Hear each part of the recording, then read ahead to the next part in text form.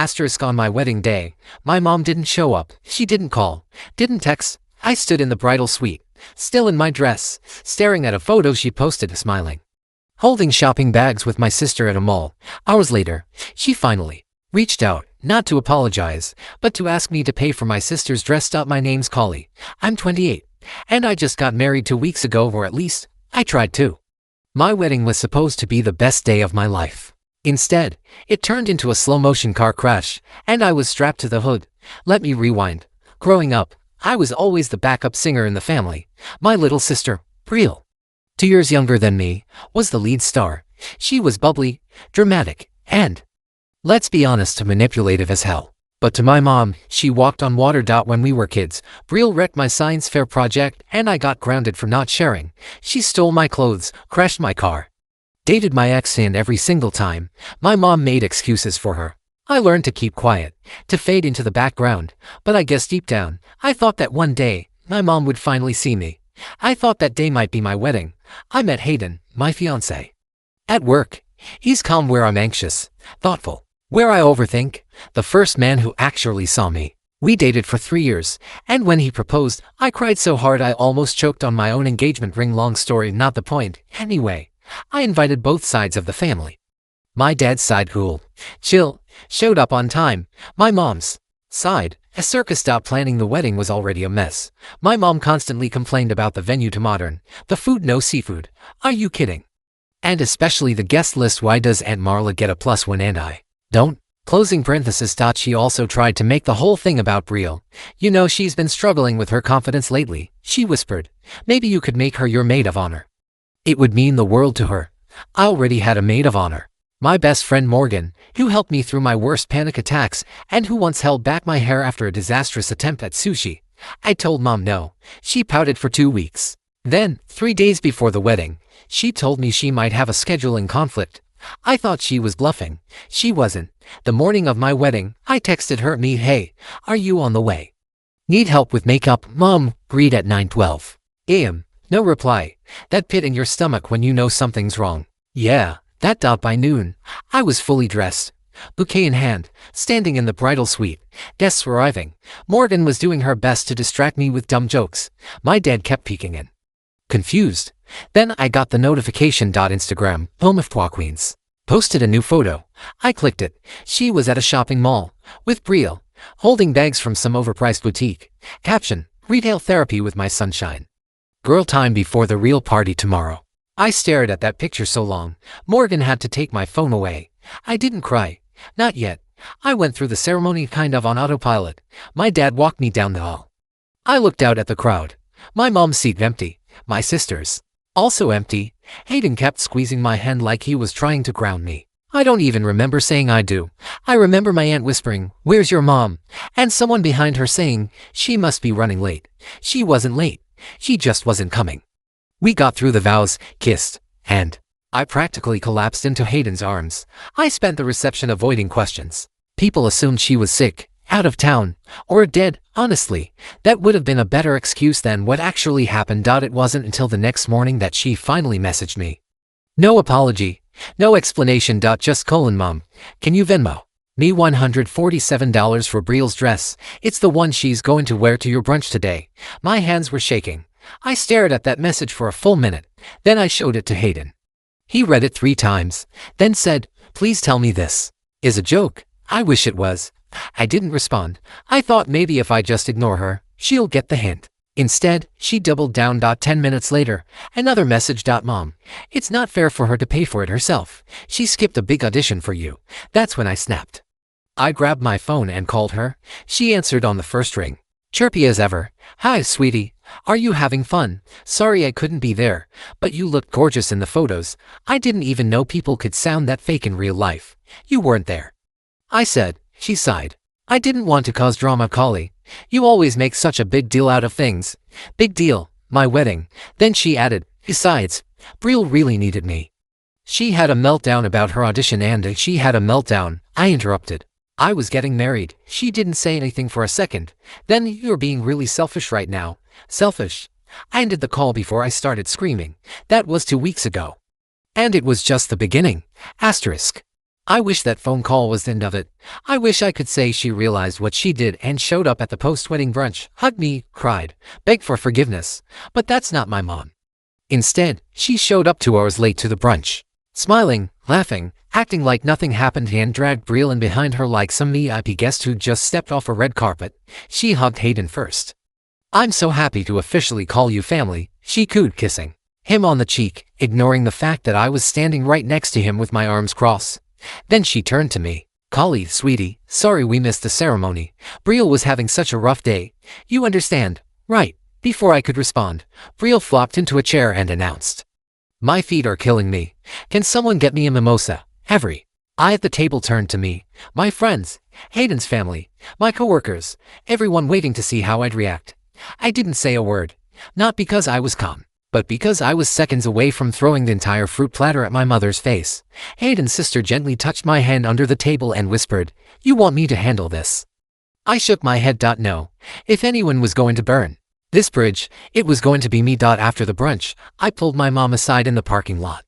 She had already taken off her heels and was digging in her purse for gum like we were at some casual backyard BBQ, not the aftermath of her missing my wedding. I said, "I need you to understand how badly you hurt me." She didn't even look up. Come on, Collie. Don't make this bigger than it is. You weren't there," I said slowly. "You chose Brielle. Again, just like always." She laughed. Brielle was having a panic attack over her future. "You had Hayden and your father and your friends. You weren't alone." That was her logic. Like somehow I should be grateful she skipped my wedding because I wasn't physically alone at the altar. I asked her flat out, "Do you even realize what you did?" She paused, looked me dead in the eyes, and said, "You've always been dramatic." I stood there, stunned, mouth open, staring at a woman who gave birth to me, raised me, and somehow thought I was being dramatic for expecting her to show up to my wedding. Then she dropped the bomb. "I put the dress on my credit card," she added, "so whenever you're ready to pay me back, I'd appreciate it." Something in me cracked. I don't even remember what I said back. I think I muttered something like "We're done," and walked away. My hands were shaking, my vision blurred. My heart pounded so hard I thought I might pass out right there in the parking lot. Hayden saw me coming and opened his arms. I collapsed into them and cried for the first time in 2 days. I didn't even cry at the wedding, but I cried there, in a wrinkled white dress under a burning sun in the middle of a shopping plaza. We went home early from the honeymoon. I just couldn't enjoy anything. I tried. Hayden booked the best places, sunset dinners, spa days, a private kayak tour. I smiled through most of it, laughed when I could, but there was this ache in my chest I couldn't shake. I kept checking my phone, even though I swore I wouldn't. I blocked my mom after the brunch, but then unblocked her, just in case. Maybe she'd realize what she'd done. Maybe she'd say sorry. Instead, she sent me a Venmo request titled, "Dress plus makeup plus gas. Thanks, total $263. 17." My jaw dropped. No message, no explanation, just that I didn't pay it. But then Brielle messaged me, "Hey, just a heads up. Mom's pretty upset you're ignoring her. You know how she gets when she feels left out." Left out? At my own wedding? I replied with, "She wasn't left out. She chose to leave herself out." Brielle didn't answer for an hour. Then she sent this, "Honestly, you're being really cold about all this. Not everything revolves around your big day. People have lives, Collie." That's when I lost it. I wrote back, "You're right. Not everything revolves around me. But for one day. It was supposed to. One day. And you both ruined it." She left me on read. I didn't hear from either of them again, until 3 days later, when a family group chat exploded. Apparently, my mom told everyone I had banned her from the wedding and refused to let Brielle be part of the ceremony. She made it sound like I was some controlling Britazilla who cut her whole family out. The texts flooded in. "Uncle Dave heard there was drama. Hope you're okay. Cousin Lena, so sorry you felt like you couldn't include your own mom. And Vicky, it's never too late to apologize. Families more important than pride." I wanted to scream. They believed her. I tried explaining, sent screenshots of the dress request, the Instagram photo, but it didn't matter. People had already chosen sides. And guess what? Most of them chose hers. Even my grandma said, "Well, you know how your mother is. You shouldn't have expected so much." Expected so much. I invited her. I included her. I begged her to be involved. And when she bailed, I was still the villain. I didn't know what was worse, that they believed her, or that they didn't think what she did was a big deal. But Hayden said something that stuck with me. "You don't need to keep people in your life just because they share your blood." especially if they keep bleeding you dry. Asterisk. Hayden was right, of course, but knowing the truth and accepting it are two different things. You don't just flip a switch and stop craving your mother's approval. Even after everything, even after she missed my wedding, lied to the family, humiliated me, I still found myself staring at my phone, wondering if I should be the one to fix it, but Hayden refused to let me sink back into that old pattern. "You've been apologizing for her behavior your whole life," he said one night as we lay in bed. "She taught you that loving her meant excusing her. That's not love. That's manipulation." It hit me harder than I expected, because deep down, I knew he was right. I'd been bending for her since I was 12, when she forgot to pick me up after dance practice and blamed me for not reminding her, when she let Brielle open my birthday presents because she's just excited, when she told me not to wear mascara to prom because Brielle didn't want to feel outshined. Every memory started to feel like a puzzle piece snapping into place, not of a mother's love, but of a hierarchy. Brielle at the top, me at the bottom, Mom in the middle, holding the ladder steady for her favorite. But something shifted in me after the wedding. I stopped calling, stopped replying. I muted the group chat and didn't respond when Brielle tagged me in some dumb meme with the caption, "Sisters are built-in besties." Besties. She hadn't even RSVP'd to my wedding until 2 days before. Still, they didn't stop. Mom kept trying to force the narrative, posting photos of us from years ago, birthday parties, beach trips, fake candid selfies with captions like, "Love my girls, so proud of them both. Family means everything." Each one felt like a slap in the face, like she was rewriting history in real time. But then it got worse. 3 weeks after the wedding, I got a call from a number I didn't recognize. "Hi, is this Collie Ashmore?" "Yes, this is Melissa from Brighton Bridal. Just confirming the bridesmaid dress return." My stomach twisted. "I didn't return anything." "Oh," she said, clearly confused. "Well, it was dropped off yesterday, but the tag was missing, so we couldn't process the refund. We'll need the original receipt." "Do you have it?" "I never bought that dress," I said slowly. "Who returned it?" She paused. "It was dropped off by—" "Let me check." Brielle Ashmore." I thanked her and hung up. Then I sat in silence, stunned. She returned her unused bridesmaid dress, the one I'd paid for 6 months ago, and tried to get a refund in my name. I didn't even bother confronting her. Instead, I forwarded the email confirmation to Hayden with the subject line, "You're not going to believe this." He replied 5 minutes later with just, "She's a walking soap opera." But it didn't end there. The following week, my mom tried to host a family dinner at her house, sent a group text, "Mom, let's all get together. Brielle's bringing her new boyfriend Collie. Bring your hubby. I'll cook lasagna." Like nothing had happened. Like she hadn't skipped the most important day of my life. I ignored the message. She followed up 2 days later. "Mom, you're not still mad, are you? Don't be petty. We're family." Petty. That word lodged in my chest like a splinter. Then came the guilt trip. "Mom, Brielle's been crying a lot lately. Says she feels like you hate her. She didn't mean to hurt you. You know how emotional she gets." So I was responsible for her tears now. I almost laughed. But then, the final blow. "Mom, if you don't come to dinner, I'll assume you're choosing to cut us out." Which would be incredibly sad. Sad, no. Sad was sitting in a dressing room in a wedding gown you picked out with your mom alone, while she was across town buying crop tops with your sister. Sad was being called selfish for wanting your mom to show up. Sad was being forced to choose between your peace and your own family. So I did something I'd never done before. I made a choice. I sent one final message. "May, you made your choice when you didn't show up. Don't act surprised that I finally made mine." Then I blocked them all. Mom, Brielle, Aunt Vicky, even Grandma. I cried after, not because I regretted it, but because it finally felt real. Like I'd finally climbed out of a hole I didn't even realize I was living in. Hayden hugged me, said he was proud. But here's where it gets really wild. 2 days later, my job got a call. My boss pulled me into his office and said, "I got a weird voicemail from someone claiming to be your concerned mother. She said you were emotionally unstable and might need time off." I nearly fell out of my chair. She called my work. Why? To punish me, to embarrass me, to make herself the victim in a story where she'd burned every bridge and was now standing alone in the ashes. I don't know, but I told my boss everything. Short version, he was understanding, said he'd had a mother like that once. Told me to take the day off. I went home, curled up on the couch with Hayden, and decided that I was done pretending this wasn't toxic. Done pretending I owed anyone my silence. And that's when I decided to write all this down. To share it. Because if you've been told your whole life that you're overreacting, that you're too sensitive, that your feelings don't matter, maybe you'll read this and realize you're not crazy. You're not dramatic. You're just done. Asterisk. After that stunt with my job, I stopped feeling conflicted. Something inside me clicked. I was done grieving, done justifying, done hoping she'd change. Now I wanted accountability. But here's the thing. I didn't want to scream. I didn't want a scene. No, what I wanted was clarity. For people to finally see who she really was. Because up until now, my mother had worn her mask perfectly. To the outside world, she was this sweet, selfless woman who posted Bible quotes and cookie recipes and called herself blessed. To her Facebook friends, she was just a mom doing her best. I knew better. So I started gathering proof. It wasn't hard. She was careless, arrogant. She still had that Instagram post from my wedding day up to her and Brielle holding shopping bags. The caption still said girl time before the real party tomorrow. I screenshotted it. I found the Venmo request, the bridal shopping mail, the text threads, her voicemail to my boss.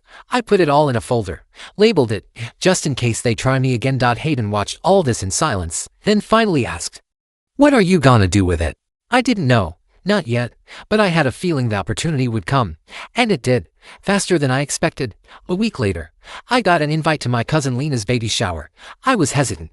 Lena was nice, but she'd texted me after the wedding, saying, "I hope you and your mom can work things out. Life's too short for grudges." That kind of passive-aggressive peacekeeping made my skin crawl. Still, I RSVP'd yes. I wanted to see how far my mom would go pretending everything was fine. The shower was in Lena's backyard. Streamers, cupcakes, lawn chairs. As soon as I walked in, I spotted my mom and Brielle surrounded by relatives, laughing. My stomach twisted. I walked up, nodded politely, and said nothing. My mom smiled and said, "Oh, look who decided to join us. I thought maybe you were still sulking." Heads turned. I felt their go cold. I took a deep breath and said, "No sulking, just observing." Then I pulled out my phone. "You know, I've been thinking. Maybe we should clear the air for everyone." Here, I opened the screenshot of her shopping post from the day of my wedding. I read the caption out loud. Silence. Brielle went pale. My mom blinked. Then I pulled up the Venmo request and read it too. The exact amount. The title. Audacity. Someone snorted behind me. I think it was Lena's husband. Then I opened the voicemail transcript and said, "And this is my favorite part, when she called my boss and said I was unstable." And Vicky gasped. Grandma muttered, "She wouldn't." I looked at them calmly. She did. And then I said something I'd been wanting to say for years. "I know I've been quiet my whole life. I've played the good daughter, the quiet one, the one who takes the fall so Brielle could feel special. But I'm done." I turned to my mom. "You weren't at my wedding, but you will be remembered for it." Then I walked away. The best part, I didn't even stay for cake. Lena called me later that night and said, "I'm not taking sides, but, well, that was brutal and deserved." Then came the fallout. Brielle messaged me a day later. "Brielle, how could you humiliate mom like that? That was so mean." I replied with a photo of my wedding bouquet in the trash. Me, she did it first. But the real revenge, it came when my mom's church found out. She was a pillar of the community, ran bake sales, led parenting classes. She was even organizing the church's annual mother-daughter banquet. Guess who emailed the pastor? Not me. Morgan did. My maid of honor. She sent the screenshots, the voicemail transcript, the whole mess, not in a spiteful tone, but respectfully, like, "Hey, this woman publicly humiliated her daughter, skipped her wedding, and now wants to host an event celebrating mother-daughter love." Just something to think about. The banquet was quietly reassigned to someone else 2 days later. Then my mom started calling me. Not texting, not emailing, calling. She left 3 voicemails in one day. Voicemail 1, "You've gone too far. I didn't deserve that. You embarrassed me in front of the entire family." Voicemail 2, "I'm worried about your mental health. This is not normal behavior." Voicemail 3, "If you don't call me back, I'll assume you're cutting me off permanently." She finally got it. I was cutting her off permanently, but not quietly, not shamefully, not tearfully. I was cutting her off publicly. So she'd never again be able to rewrite the story to make herself the victim. And then, because karma has great timing, I got a message from someone I hadn't spoken to since high school. The girl, named Leah. "Leah, hey, is your mom named Trina Ashmore?" "Nay, unfortunately, yes." "Leah, well, I think she's the reason my mom got kicked out of the HOA." What followed was a 2-hour phone call that changed everything. Apparently, back when we lived in our old neighborhood, my mom orchestrated a petty whisper campaign to push another mother out of the homeowners association, all because her Christmas decorations were too flashy. She lied, manipulated people, even faked an anonymous complaint. And now, Leah wanted to expose it publicly. She said, "You still want justice? Let's team up." And just like that, the revenge arc entered phase 2. Asterisk. I didn't sleep much that night after talking to Leah, not because I was stressed, but because, for the first time in years, I felt calm. No more guilt, no more confusion, just clarity. Leah didn't want drama. She wasn't calling for revenge. She called because she'd been through the same kind of hurt, and she wanted to talk about it. We stayed on the phone for hours, laughing, venting, and packing stories that had collected dust. She said something that stuck with me. "You don't realize how heavy it was until you finally set it down." That was it. That was what I felt. I'd finally put the weight down. The next morning, I woke up next to Hayden. He was already scrolling through his phone, and when he saw me stir, he smiled and said, "You're trending in the family group chat." Again, I groaned. "What now?" He showed me a screenshot, and Vicky had posted a passive-aggressive paragraph about how airing dirty laundry helps no one, and how grace and forgiveness are more powerful than bitterness. Several people agreed, but then, unexpectedly, Uncle Dave replied, "I love y'all, but if I got disinvited from my kid's wedding over a shopping trip, I'd be in prison." Hayden smirked. "Looks like the tide's turning." I didn't respond in the chat. I didn't need to. For once, I didn't feel the urge to defend myself, explain, or prove anything. The truth was already out there. Anyone still trying to twist it, that was on them. I spent that week focused on my actual life. Not the drama, not the fallout. My life. I cooked with Hayden. We built a little shelf together for our hallway. I called Morgan and we booked a weekend cabin trip in Vermont, just the two of us. And I even pulled out the wedding album I'd been too bitter to look at. The photos were beautiful. I wasn't sure they would be. I thought maybe the pain would bleed through every image. But no, there was laughter, tears, hugs, my dad's proud face, Hayden's grin when he first saw me, Morgan holding my veil while we took photos in the wind, and my favorite, a shot of me standing in the field outside the venue, barefoot, dress lifted slightly, smiling at the horizon. I looked free. That was the version of me I wanted to keep. A few days later, something happened I didn't expect. Brielle showed up at my door. No warning, just knocked in the middle of a Tuesday afternoon. She was wearing oversized sunglasses and holding a paper coffee cup like it was a peace offering. Hayden answered. He called to me gently, "It's her." I stepped into the hallway. We made eye contact. She pulled off her sunglasses. Her eyes were puffy, like she'd been crying. Not pretty crying either. Messy, red-nosed, self-pity crying. "Can I talk to you?" she said, her voice hoarse. I nodded. Hayden went into the kitchen. We sat on the couch. She took a breath. "I didn't come to yell," she said. "Or to defend Mom." I said nothing. She looked down at her cup, fiddled with the lid. "I was jealous," she admitted. "Of your wedding. Of you. Of how people talked about you that day. Morgan said you were glowing." Dad cried. "Grandma said you looked like a movie star." I raised an eyebrow. "So you skipped it." She looked ashamed. "No, I didn't skip it to hurt you. I was scared." Of what? Of being irrelevant. It was the most honest thing I'd ever heard her say. She continued. "Mom didn't tell me she wasn't going to your wedding until that morning. I was already dressed. I asked her what was happening and she said, 'We'll make our own day. Colleen will get over it.'" I clenched my jaw. "She made it sound like you were just being difficult," Brielle said, and I believed her. I always do. That part hurt, because I knew it was true. "I've lived my whole life thinking Mom was the only person I needed to keep happy," she said. Quietly. "Even when she clearly picked me over you again and again." I stared at her. "And you never stopped her." I didn't want to lose her attention. I sat back. There it was. The real problem. My mom had played favorites so hard and so long that Brielle thought love was conditional. And performed, fought for. "I'm not asking you to forgive me," Brielle added. "I just wanted you to know I see it now. I see her." I believed her.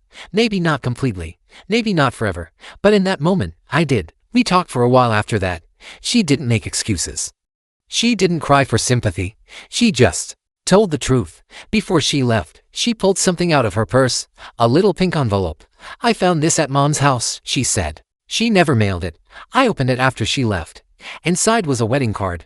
Blank, not signed, not sealed. Just forgotten. It felt symbolic. A perfect little paper representation of our relationship. And finished, and spoken, and sent. But I didn't cry. I folded the card and tucked it away.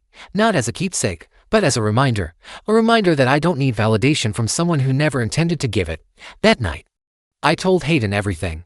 We lay on the couch, legs tangled, TV buzzing quietly in the background. "So what now?" he asked. I took a deep breath. "Now, we live. Asterisk.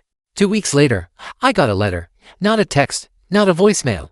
An actual, handwritten letter from my mom. The envelope was pale blue, my name scribbled in her familiar curly handwriting. No return address. I stared at it for almost an hour. Hayden found me in the kitchen, still holding it. "You gotta open that." "I don't know," I said. "What if it ruins everything?" He shrugged. "Or maybe it confirms what you already know." So I opened it. And that's when everything cracked open again. The letter wasn't an apology. It was a list. I swear to God, a numbered list. Top 10 things you did to hurt this family. I read the title 3 times before I could move on. I actually laughed. It was so absurd, so self-centered. It felt like satire. Number 1, you embarrassed me at Lena's shower. Number 2, you turned your sister against me. Number 3, you always had to be the victim. On and on. 10 bullet points. Not one I'm sorry. Not 1 ounce of humility.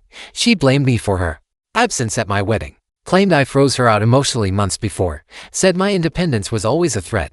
Then came the last line underlined twice in thick blue ink. "If you continue this behavior, I will remove you from my will." That's when I realized what this really was. Not a mother grieving a broken bond, but a narcissist losing control. She didn't write that letter to reconnect. She wrote it to punish. To scare me into crawling back. But here's the twist she didn't see coming. There was nothing left to lose. Because what she didn't know was, I'd already filed for a legal name change. I wasn't Collie Ashmore anymore. I took Hayden's name, fully, legally, proudly, and as for her will, she could burn it for all I cared. Because you don't get to buy loyalty with a few $1,000s after torching someone's life. You don't get to weaponize love, then call it family.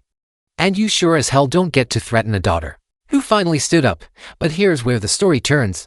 A week after the letter, my dad invited me to dinner. Just him. No extended family, no agenda. We met at a quiet Italian restaurant downtown, the same place we used to go for my birthday when I was little. He hugged me before we even sat down. I read her letter. He said, I froze. "She showed it to you." She left it on the kitchen counter like some kind of trophy. I waited for the lecture, for the guilt trip. Instead, he reached into his coat and pulled out a folder. He handed it to me. Inside, copies of legal documents, life insurance, property transfers, retirement accounts. Every single one of them now listed me as primary beneficiary. Not my mom, not real me. "I'm not picking sides," he said softly. "I'm just setting things right. You've always been the one holding this family together while they set it on fire." I stared at the papers. I didn't know what to say. "I'm proud of you," he added, "for finally choosing yourself." And just like that, the tightness in my chest loosened. He didn't owe me that. He didn't have to choose me over her. But he did. Not because I asked, not because I begged, but because he saw the truth. That night, I sat on our porch, wrapped in a blanket, sipping tea, and staring at the sky. Hayden joined me. He asked, "Do you feel lighter now?" "Yeah," I said. But not just because of her, because I stopped pretending she might change. Then I looked at him. "You think people like her ever realize what they've done?" Hayden thought for a second. "No, but I think one day, she'll look around and realize she's alone. And that feeling will haunt her more than anything you could ever say." I nodded. And maybe that was enough. Not revenge, not justice, but peace. We're expecting a baby now. I haven't told anyone except Morgan and my dad. Because this time, this family is going to be different. My child will never wonder where their mother was on their big day. They'll never have to earn my love. They'll never be guilt-tripped into silence. And if my mom ever finds out and tries to reach out, I'll give her exactly what she gave me. Nothing. So let me ask you this. If someone in your family betrayed you this deeply, would you walk away for good or try one last time to fix it? Would love to hear your take and drop your answer in the comments. I'm genuinely curious how others would handle this. Asterisk. That's the end of today's story. Did things turn out the way you thought? Or were there some surprises along the way? Share your thoughts in the comments. I'd love to hear what you think. If you enjoyed this journey, don't forget to hit the like button. And if you haven't joined the community yet, now's the perfect time. Subscribe and turn on notifications so you're always the first to catch new stories. Thanks for watching. And I'll see you in the next adventure. Asterisk.